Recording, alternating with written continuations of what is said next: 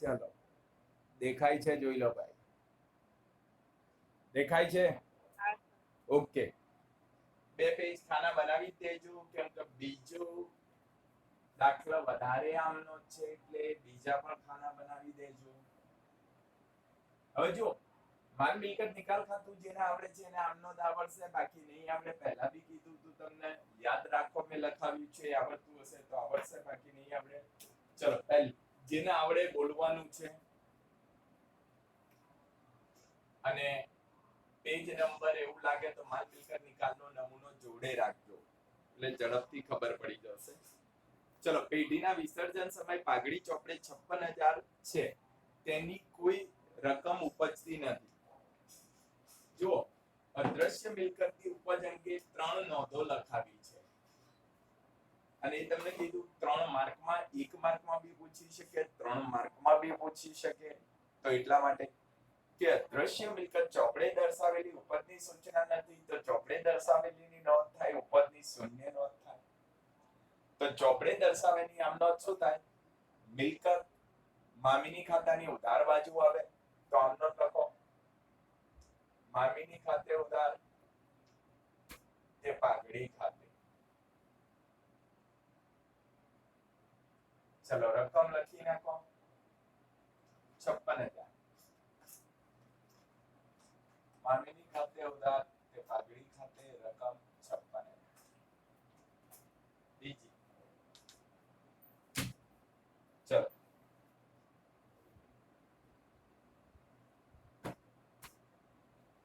બીજું ધ્યાન આપજો. વિસર્જન સમયે પાકા સરવૈયામાં જમીન મકાન 8 લાખ, રોકાણો 2 લાખ. જો જમીન મકાન અને રોકાણો તો પહેલા ખાતા બંધ કરવાની નોંધ થાય, એ જ નોંધ મામીની ખાતે, જમીન મકાન ખાતે, રોકાણો ખાતે. પછી શું કીધું? તેના અનુક્રમે 9 લાખ અને 1,50,000 ઉપજ્યા. ઉપજે એટલે યાદ રાખવાનું, રોકડ આવે, રોકડ ખાતે ઉધાર, તો બાકીનું મામીની, તો મામીની જમા થાય. ચલો બીજી નોંધ જમીન મકાન વાળી લખી. જેને ના ખબર પડે ફોર્મેટ જોડે લઈ બેસજો તો જ ખબર પડશે. મામીની ખાતે ઉધાર, તે જમીન ખાતે, અને તે રોકાણો ખાતે. આ ખાતા બંધ કર્યા કહેવાય મિલકતના.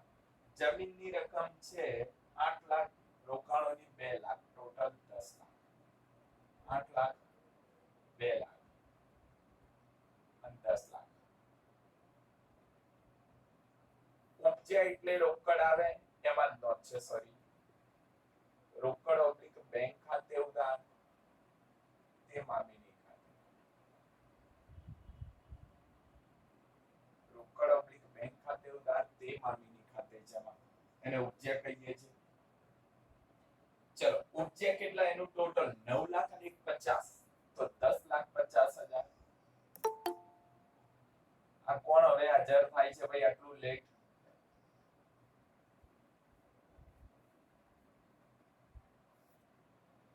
ચલો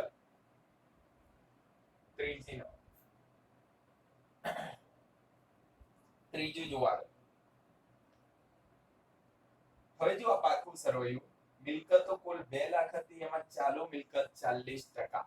તો મિલકતો ધ્યાન આપજો, પાકા સરવૈયામાં મિલકત લેણા બનાવું છું, મિલકત લેણા, પાકું સરવૈયું એક સાઈડ બનાવું છું, ધ્યાન આપજો. તો ટોટલ મિલકતો કેટલી હતી? 2 લાખ. એમાં ચાલુ મિલકતો 40%. ચલો 40% એટલે કેટલી કહેવાય? 80,000. કોના 40%? 2 લાખના 40% 80,000 હતી. પછી બાકીની અન્ય સ્થિર મિલકત, સ્થિર મિલકત કહેવાય. કેટલી કહેવાય? 1,20,000. હવે શું થયું? આગળ જુઓ, એને આપ્યું છે કંઈક ફકરામાં, એમાં જે પૈકી 40% ચાલુ મિલકત હતી, રોકડ 10,000, તો રોકડ 10,000, આમાં રોકડ 10,000 હતી. તો બીજી અન્ય ચાલુ મિલકત 70,000. આ સુધી કહેવાય. જો અમે રાઉન્ડ કર્યા છે, બધા જ શોધે. જેને સ્ક્રીનશોટ પાડવો હોય પાડી દેજો. આ મિલકત થઈ ગઈ. હવે શું કર્યું? તો કે આની રકમ કઈ લખ્યું નથી, ચોપડે મૂલ્યની ઉપજ થઈ. તો સમજો હવે કોઈ સૂચના નથી તો રોકડ કોઈને બજારમાં વેચવા ના જવાય. આ મિલકત વેચાય, આ મિલકત વેચાય. તો બે ખાતા પહેલા બંધ કરવાના, નોંધા થાય અને ઉપજે એટલે રોકડ ખાતે મામીની ખાતે. બરાબર. ચોપડે કિંમત એટલે એના 21 અને 70. તો પહેલા બે ખાતા બંધ કરવાની નોંધ થશે. મામીની ખાતે ઉધાર તે અન્ય સ્થિર મિલકત તે ચાલુ મિલકત. અન્ય ચાલુ મિલકત એટલે ચલો અન્ય સ્થિર મિલકત 1,20,000. ચાલુ મિલકતમાં 70 જ લેવાની, 1,90,000. ચલો પૈસા મળે છે. રોકડ બેંક ખાતે ઉધાર તે મામીની ખાતે. ચલો કેટલા ઉપજશે? તો 1,90. ચોપડી કિંમત એટલે એના જ ઉપજે જેટલી રકમ આપેલી છે દાખલામાં. કોઈ સૂચના ના હોય તો આપણે શીખી ગયા. દ્રશ્ય મિલકતની ઉપજ ચોપડા જેટલી જ લેવી. તો ચોપડી કિંમત જેટલી હતી ઉપજી કહેવાય. આની ભેગી સંયુક્ત આમનોંધ થાય. મામીની નીકળી ગયા. તો રોકડ બેંક અન્ય સ્થિર ચાલુ. પણ આપણે અલગ જ લખવાની. કોઈ વખત રકમ અલગ અલગ આપી હોય છે એટલા માટે, જેમ કે અહીંયા અલગ અલગ હતી. ચલો એના પછીનો ચોથો, ચોપડે પાઘડી દર્શાવેલી નથી છતાં વિસર્જન વખતે વેચાણના 50,000 ઉપજ્યા. ચોપડે અહીંયા પાઘડી દર્શાવેલ નથી તો ઉપજ્યા, દર્શાવેલ નથી તો બંધ કરવાનું પહેલું ખાતું આવે ને, ઉપજ્યા તો ખાલી એક જ નોંધ. મળ્યા એટલે રોકડ આવે તો રોકડ ખાતે ઉધાર, રોકડ ઓબ્લિક બેંક ખાતે ઉધાર તે મામીની ખાતે. રકમ લખી દઈએ. રકમ લખો 50,000. જેટલા ઉપજ્યા એટલા જ લખાશે. આને કહેવાય ચોપડે દર્શાવેલી નથી. બીજો મુદ્દો લખાવેલો છે પાઘડીમાં. ચલો પાંચમો.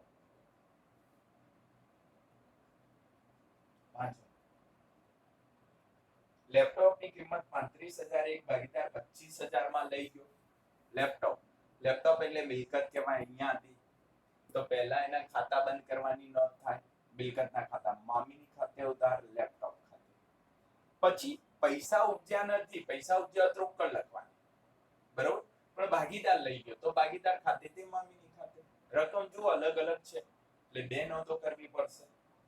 ચલો પહેલા 35,000 પછી 25,000 લખો. મામીની ખાતે ઉધાર તે લેપટોપ ખાતે. ચલો 35,000 પછી 25,000 છે તો 25,000 આવશે ભાગીદારના મૂડી ખાતે.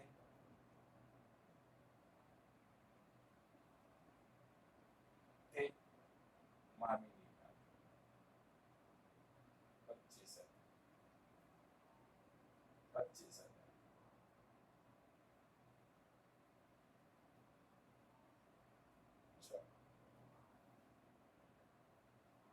ચલો 6 નંબર.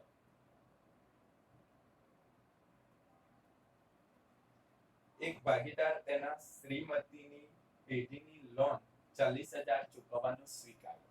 સમજો એક ભાગીદારે શ્રીમતીની લોન સ્વીકારી. શ્રીમતીની લોન દેવું હોય તો મિલકતની નોંધ છે એનાથી ઉલટું. શું આમ નોંધ થાય? શ્રીમતીની લોન ખાતે ઉધાર તે મામીની ખાતે. ભાગીદારે સ્વીકારી તો આમાં પણ ઉલટી થાય. મામીની ખાતે ઉધાર, ભાગીદારના મૂડી ખાતે. તમે મામીની ખાતાની જમા બાજુ પરચુરણ દેવા છે ત્યાં શ્રીમતીની લોન લખાવી છે તો એની આમનોંધ થશે પહેલા શ્રીમતીની લોન. આની પણ ભેગી આમનોંધ થાય પછી શીખવાડું છું. મામીની ખાતે અપેક્ષિત ગાઈડમાં ક્યાંક ભેગી આમનોંધ હોય તો સાચી છે. રકમ સેમ હોય એટલે ભેગી થઈ શકે. રકમ 40,000.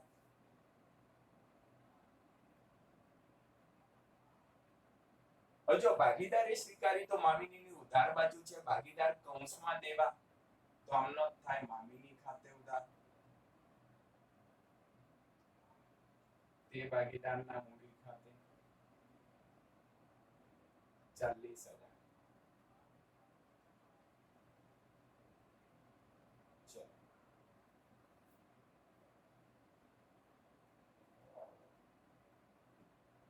હવે જો સંયુક્ત નોંધ કરવી હોય તો મામીની ઉડાડી દો. ચોપડીમાં અપેક્ષિતમાં આવી નોંધ છે શ્રીમતીની લોન ખાતે ભાગીદારના મૂડી ખાતે, પણ આપણે અલગ એટલા માટે કરીએ છીએ કે અમુકમાં ભેગી કરવી અમુકમાં અલગ, તો રીત બદલાઈ જાય. તમને કન્ફ્યુઝન થાય ક્યારે ભેગી કરવી ક્યારે અલગ કરવી, એટલા માટે એક જ રાખવાની આપણે. ચલો સાતમું જોઈએ ભાઈ. આવકવેરાની જવાબદારી 30,000 ચૂકવવાની થઈ છે, ચોપડે નોંધેલ નથી. તો મેં તમને એક લખાવી તું ચૂકવણી દેવા, એમાં નહીં નોંધેલ દેવા લખાવી તું. કોઈ પણ નોંધેલ કે નહીં નોંધેલ દેવા રોકડ આપો, રોકડ જાય એટલે જમા ઉધાર લખો. મામીની ખાતે ઉધાર બાજુ લખ્યું તું ચૂકવણી, તે રોકડ ઓબ્લિક બેંક ખાતે.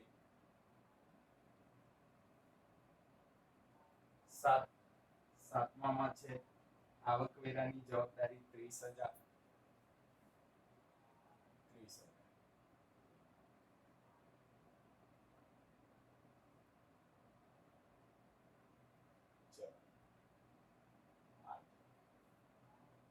આઠમું જો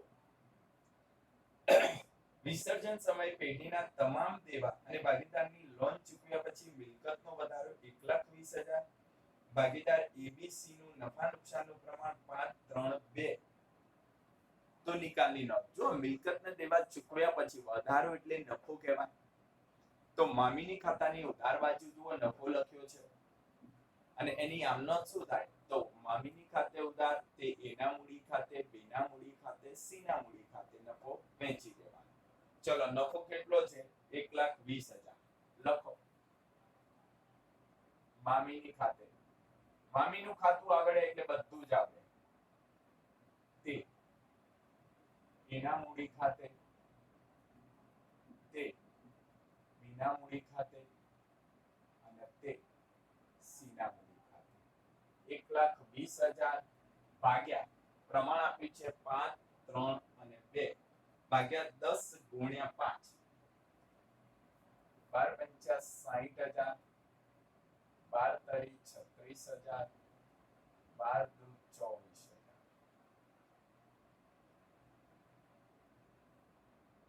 ચલો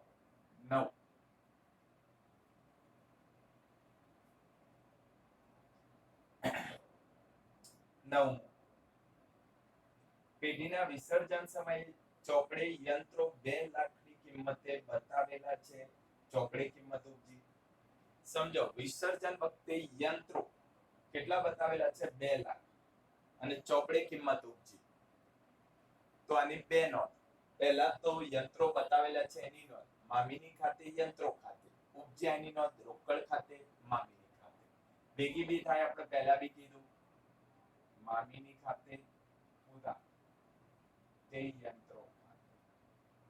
યંત્રો દ્રશ્ય મિલકત છે. કોઈ સૂચના ના હોય તો ચોપડે કિંમત જ ઉપજ તરીકે ગણવાની. 2 લાખ કઈ દીધું છે, ચોપડે ના હોય તો 2 લાખ જ ગણાય ભાઈ. ચલો ઉપજ્યાની નોંધ આવે રોકડ બેંક ખાતે ઉધાર તે મામી.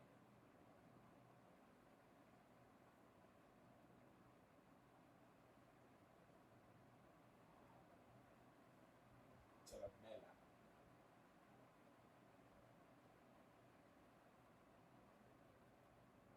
10 નંબર 10. કોઈ એક ભાગીદાર પેઢીના વિસર્જનની કાર્યવાહી કરવાની જવાબદારી સ્વીકારે, તેના બદલામાં તેને મહેનતાણા તરીકે 20,000 ચૂકવવાનું નક્કી થયું અને તે ખર્ચ 12,000 પેઢીએ ચૂકવ્યો. જુઓ આમાં મેં 3-4 મુદ્દા લખાવેલા છે કે વિસર્જનની જવાબદારી પેઢીની હોય, બરોબર. મામીની ખાતે ઉધાર રોકડ, વિસર્જનની જવાબદારી ભાગીદાર સંભાળે તો મામીની ખાતે ઉધાર ભાગીદાર ખાતે. પછી એમાં 2 મુદ્દા હતા કે ભાગીદારે ચૂકવ્યો તો કોઈ નોંધ ના થાય, પણ પેઢી ચૂકવે તો પેઢી ભાગીદાર વતી ચૂકવે તો ભાગીદાર ખાતે ઉધાર રોકડ ખાતે. તો એમાં એ મુદ્દો છે વિસર્જનની જવાબદારી ભાગીદારને આપી અને ચૂકવે છે પેઢી. જો ફરી વાંચું છું, ધ્યાન આપજો. કોઈ એક ભાગીદારને પેઢીની વિસર્જન કાર્યવાહી કરવાની જવાબદારી સ્વીકારી તેના બદલામાં મહેનતાણું 20,000 ચૂકવવાનું નક્કી થયું, જે પેઢીએ તે ખર્ચ ચૂકવ્યો પેઢીએ. તો પહેલા જવાબદારી સ્વીકારી એની નોંધ, ભેગી આમ નોંધ બી લખાવું છું આની, મામીની ખાતે ઉધાર, તે ભાગીદારના મૂળ ખાતે. આ જવાબદારી કહેવાય 20,000. ચૂકવ્યા કેટલા? 12,000. તો ચૂકવ્યા પેઢીએ ચૂકવ્યા છે. કોના વતી ચૂકવ્યા? ભાગીદાર વતી. તો ભાગીદારના મૂડી ખાતે ઉધાર અને રોકડ જાય ચૂકવે એટલે રોકડ ખાતે 12,000. જો આ બે નોંધ કરો અથવા ભેગી સંયુક્ત નોંધ, મામીની ખાતે ઉધાર ટોટલી 20,000, 20,000. ચલો, તે રોકડ ખાતે અને તે ભાગીદારના મૂડી ખાતે.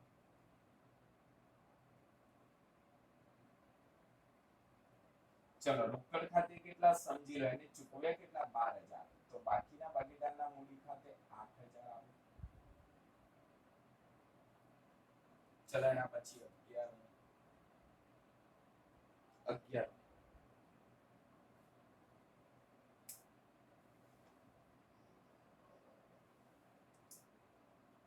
ચલો, 11 માં ધ્યાન આપજો, બે મુદ્દા છે, સમજી લેજો.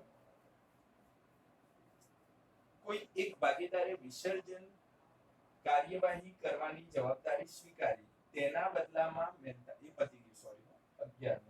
વિસર્જન સમયે દેવાદાર 1,20,000 હતા. દેવાદાર એટલે મિલકત, તો એની નોંધ થાય પહેલા સમજી લો. મામીની ખાતે ઉધાર, દેવાદાર ખાતે 1,20,000. આગળ જોઈએ, લેણદાર 60,000 હતા. તો લેણદાર એટલે દેવું કહેવાય, આ શ્રીમતીની લોનની જેમ. લેણદાર ખાતે ઉધાર, તે મામીની ખાતે. બીજી નોંધ, આગળ જોઈએ. હજુ એક ભાગીદારે 20% ઓછી કિંમતે દેવાદાર લઈ લેણદારને ચૂકવ્યા. તો આપણે પહેલા દેવાદારનો હિસાબ બતાવો, પછી લેણદારનો. ભાગીદાર લઈ જાય છે તો મામીની ખાતે આ ભાગીદાર વાળી આ નોંધ થશે. તો પહેલા દેવાદાર એ લખો, દેવાદાર વાળી લખીશું, લખો મામીની ખાતે ઉધાર, તે દેવાદાર ખાતે. ચલો, રકમ, દેવાદારની રકમ કેટલી છે? 1,20,000.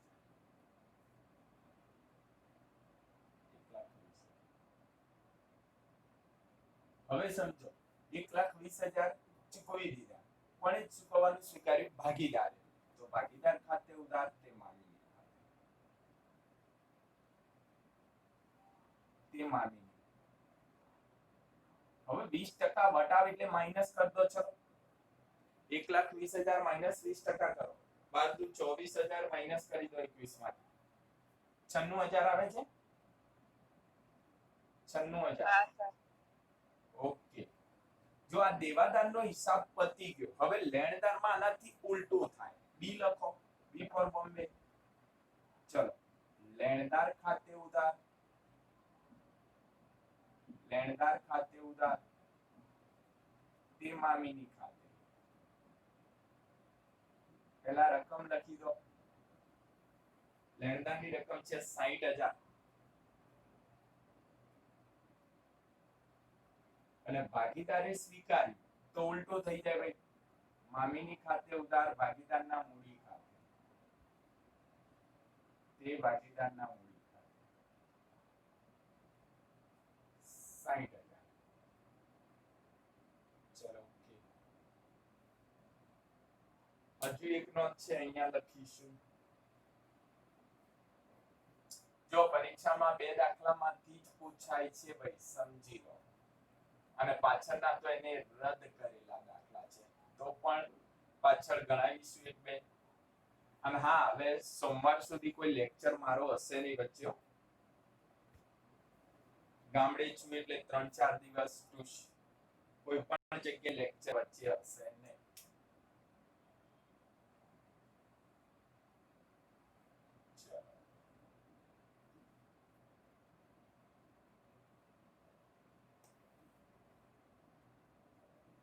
11 પતી ગયો, 12મો જુઓ. હવે 12માં જુઓ 3 મુદ્દા છે, 3 એ 3 તમે ભણી ગયા છો ભાઈ. આરબીઆઈ ભાગીદારો વચ્ચે નફા નુકસાન વહેંચણી 3/2/1 છે. તો નીચેની બાકીઓનો નિકાલ. તો પહેલું સામાન્ય અનામત. ચલો તો બર્મામાં સામાન્ય અનામત શું આવે? 1 નંબર લખીશું. સામાન્ય અનામત ખાતે ઉધાર તે આરના મૂડી ખાતે તે બીના મૂડી ખાતે અને તે આઈના મૂડી ખાતે. ચલો રકમ લખી દઈએ. 18,000 છે, 18,000 વેચો. ચલો 3/2/1 બોલજો ભાઈ.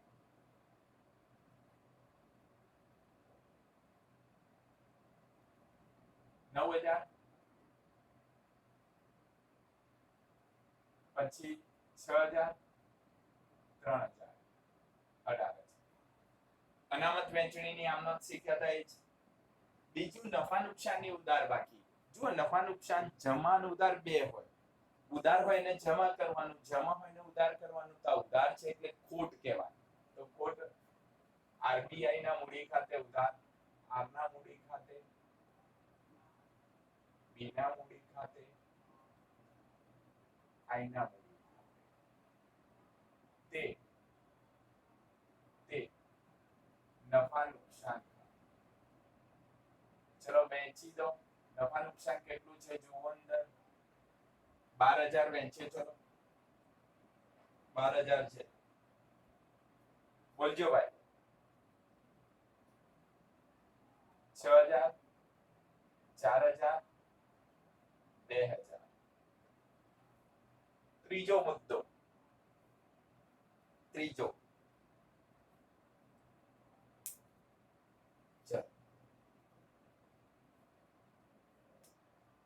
18,000 કારીગર અકસ્માત વળતર. કારીગર અકસ્માત વળતર એટલે અનામત કહેવાય. ભાગીદારો વચ્ચે વહેંચતા હતા જમા બાજુ. તો એ જ નોંધ. કારીગર અકસ્માત વળતર ખાતે ઉધાર તે આરના મૂડી ખાતે, તે બીના મૂડી ખાતે અને તે આઈના મૂડી ખાતે. જો 18,000 છે તો એ જ રકમ એ જ રીતે વેચવાની. 9,000 6,000 3,000. પૂરો દાખલો.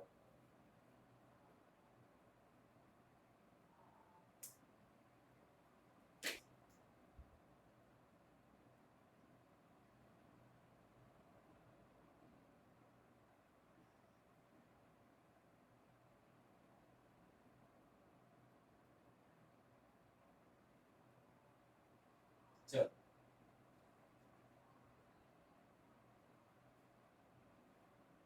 પતિ હોય તો હવે પ્રશ્નોના જવાબ સમજી લઈએ.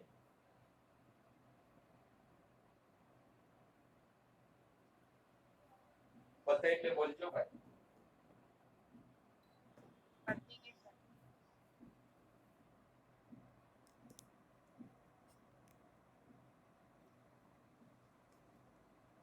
ચલો પતે એટલે બોલજો ભાઈ. ઓકે ચલો તો હવે પ્રશ્નો ટૂંકા પ્રશ્ન સ્વરૂપે કેવી રીતે પૂછાય છે સમજી લઈએ. અને ગાલા એસાઇનમેન્ટ હોય જૂનું તો એમાં તમે ચેક કરશો. સી સેક્શનમાં 3 માર્કનો ક્વેશ્ચન 2 દાખલા હશે. એમાં બધા જ ખરા ખોટા ને બધું જ મેં તમને ચલવેલું છે એ પ્રમાણે જ હશે. બરોબર? એટલે ચેક કરવું હોય કરી શકશો. ચલો પ્રશ્ન નંબર 3 લખો.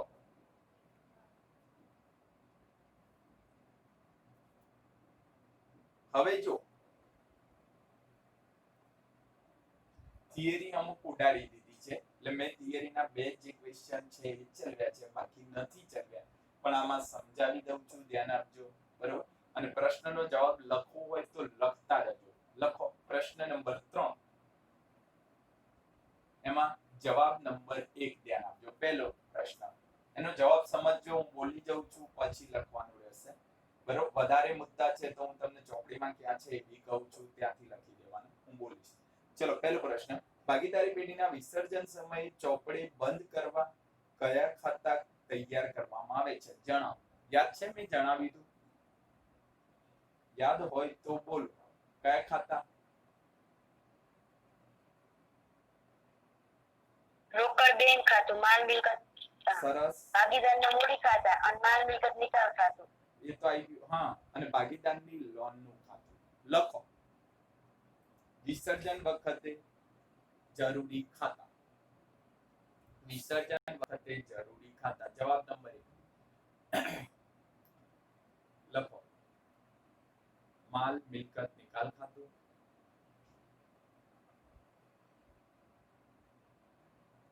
બીજું રોકડ બેંક ખાતું, ત્રીજું ભાગીદારના મૂડી ખાતા, અને ચોથું ભાગીદારની લોનનું ખાતું. લોન હોય તો જ બનશે ચોથું ખાતું, બાકી બનશે નહીં અધરવાઇઝ. લોનનું ખાતું.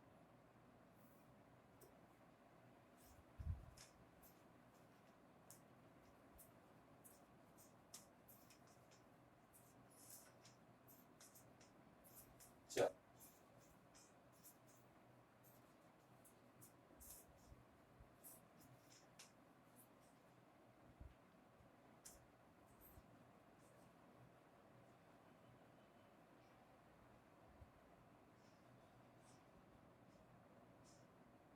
ચલો જુઓ. હવે બીજો ક્વેશ્ચન જુઓ. ભાગીદારી પેઢીનું વિસર્જન કરવા માટે અદાલત કેવા સંજોગોમાં હુકમ કરી શકે? સમજાવો. તો આને કહેવાય અદાલત દ્વારા ફરજિયાત વિસર્જન. વિસર્જનની બે રીતો છે. પેજ નંબર હું કાઢો. આ પ્રશ્ન જવાબ બી લખાવી દઉં છું, સમજાવી દઉં છું, કેમ કે આમાં ખાલી 3 મુદ્દા જ પૂછાય છે. પેજ નંબર 276 કાઢો.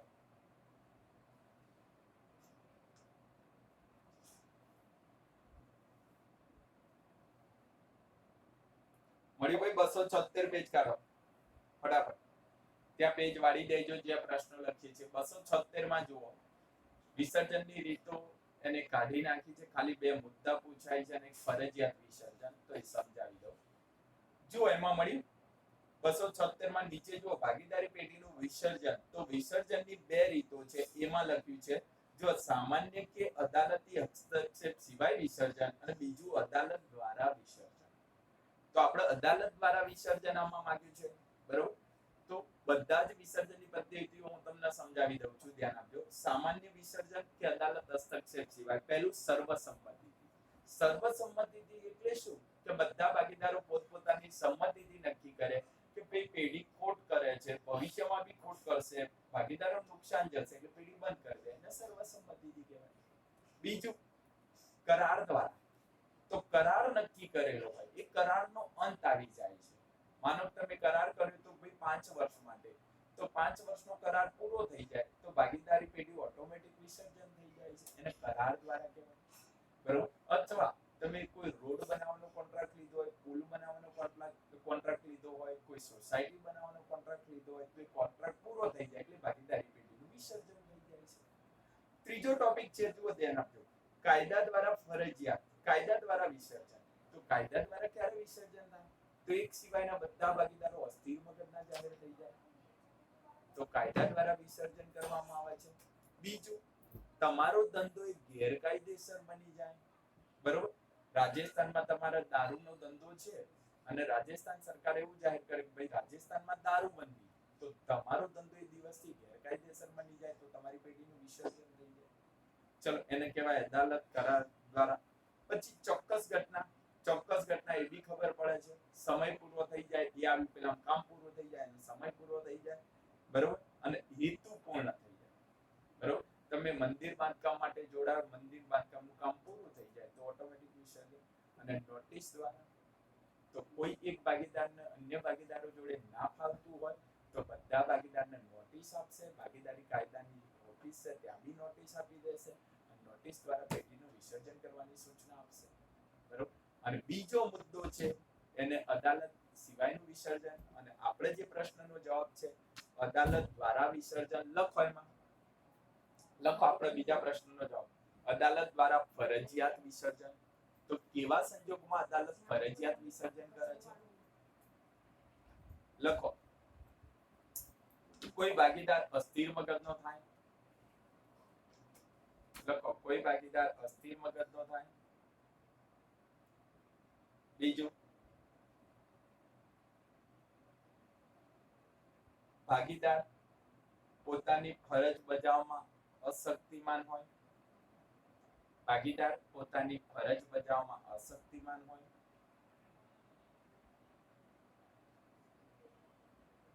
ત્રીજું, ભાગીદારી પેઢી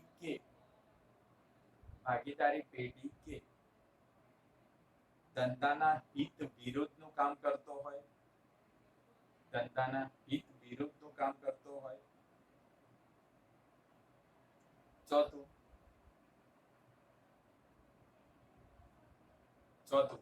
ભાગીદારી શરતોનું વારંવાર ઉલ્લંઘન કરતો હોય. ભાગીદારી શરતોનું વારંવાર ઉલ્લંઘન કરતો હોય.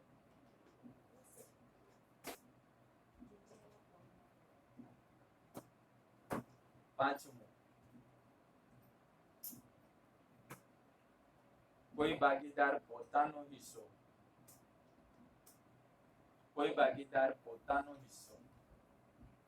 અન્ય ભાગીદારની સંમતિ વગર બીજા વ્યક્તિને ટ્રાન્સફર કરે અથવા ફેરબદલી કરે.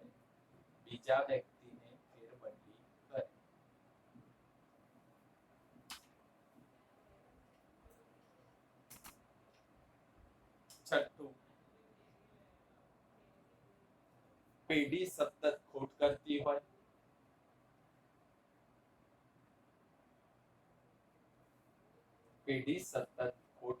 હોય. અને સાતમું અને છેલ્લું,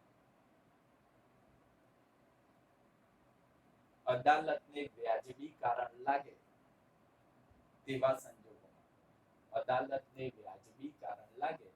સંજોગોમાં.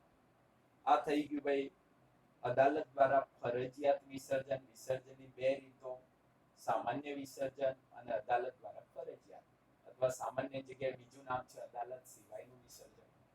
ચલો હવે આગળ પ્રશ્ન તો ત્યાં આવી જાવ ફરી પાછા. ચલો આગળ.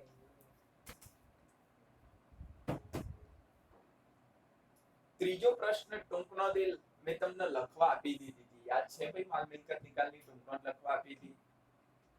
યાદ છે? યસ ઓર નો? હા સર. તો આપણે હવે ફરી લખતા નથી. યાદ છે ને માલ મિલકત? તો પહેલો અર્થ લખવાનો, એનું બીજું નામ શું છે, એનો પ્રકાર શું છે, મિલકતના ખાતા બંધ કરી લાવવામાં, જોગવાઈના ખાતા લાઈનસર એરો મારી લખતા જાવ. 10 લાઈન એ થાય, અર્થ થાય, એમ કરી 15 લાઈન તમારી ટૂંકનોટની થઈ જશે. એટલે એ લખાવતા નથી. ચોથો પ્રશ્ન લખવાનો જવાબ લખીશું. હવે જો ચોથો પ્રશ્ન હાલ સમજાવે ને એમાં આવી ગયું છે આમનોંધ. હવે ચોથા પ્રશ્ન જેવું તમને 3 માર્કમાં 3 આમનોંધ પૂછાય ભાઈ. સમજો, ખાલી આમનોંધ રકમ વગરની કહેવાય. ભાગીદારી પેઢીના વિસર્જન સમયે પાકા સભ્યમાં દર્શાવેલી નીચેની વાક્યોનો નિકાલ કેવી રીતે કરશો? તો લખો, ચોથો પ્રશ્ન લખ્યા પછી 1 નંબર લખો સામાન્ય અનામત. ચલો આની આમનોંધ કોને આવડે છે બોલો? હમણાં શીખવાડ્યું ભાઈ. આમનોંધ બોલો, હમણાં શીખવાડી. છેલ્લી 12 નંબરની આમનોંધ હતી, યાદ હોય તો. સામાન્ય અનામત ખાતે ઉધાર ભાગીદારના મૂડી ખાતે. હા, લખી દો. સામાન્ય અનામત ખાતે ઉધાર તે ભાગીદારના મૂડી ખાતે. આ ફોર્મેટ ઉપર જ છે બધું. ચલો બીજું,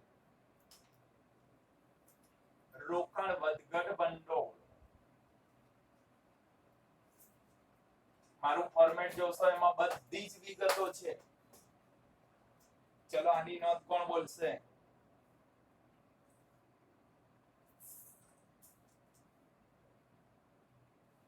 બોલો આની નોંધ. રોકાણ વધઘટ ખાતે ઉધાર તે ભાગીદારના મૂડી ખાતે છે. સરસ. આને જોગવાઈ કહેવાય. તો જોગવાઈમાં લખેલું છે રોકાણ વધઘટ ભંડોળ ખાતે ઉધાર તે મામીની ખાતે જમા. સરસ. આવી 3 વ્યવહાર પૂછાય, 3 નોંધો, 3 માર્ક. એક માર્ક ના કપાય તમારો થિયરીમાં કહેવાય થિયરિકલ. ચલો કારીગર અકસ્માત આવી ગયું.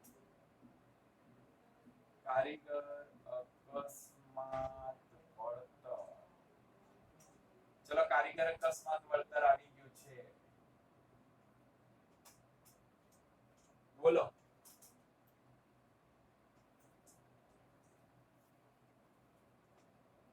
બોલો. કારીગર અકસ્માત વળતર ખાતું ઉધાર તે ભાગીદારના મૂડી ખાતે